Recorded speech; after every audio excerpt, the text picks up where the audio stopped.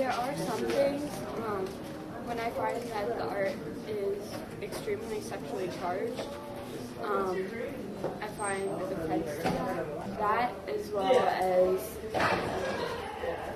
sometimes the way the church is lit.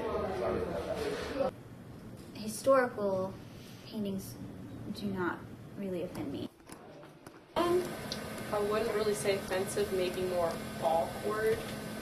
For instance, just random naked people, or who's the one guy that like dead people in bathtubs? That's awkward. Well, I think definitely it has to do with how people grow up and what we're stimulated to and what we find, what our parents and what our peers think is okay is kind of how we form. Probably more so my educational background, because I have taken several art history classes, so that has warmed me up to certain things that I probably would not have appreciated as much.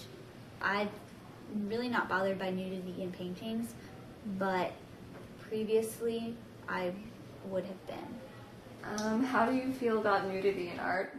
Love it. Why? Why?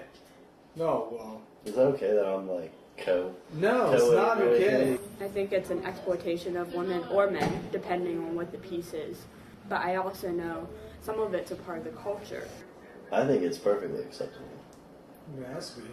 They've been doing it for a very long time. Does art need to be offensive to have effectiveness in conveying its message to an audience? No, I don't think so. Why? Because I don't think so. I think it helps if it's offensive. Well, it helps, but it doesn't. You don't need to. If somebody gets it, they get it. Do you think it's more effective? With Offensiveness? yes, that graphic canvas print is political pop art. So she's definitely trying to send a message. There's a lot of little things that she put in that you can't really tell unless you know anything about her. But I'm not quite sure on the legitimacy of it. Even if you think about it, people that were pioneers of art, regardless, like whoever started to do it, that were like, that's not art, that's ugly as hell, no. And then they died and then it was famous.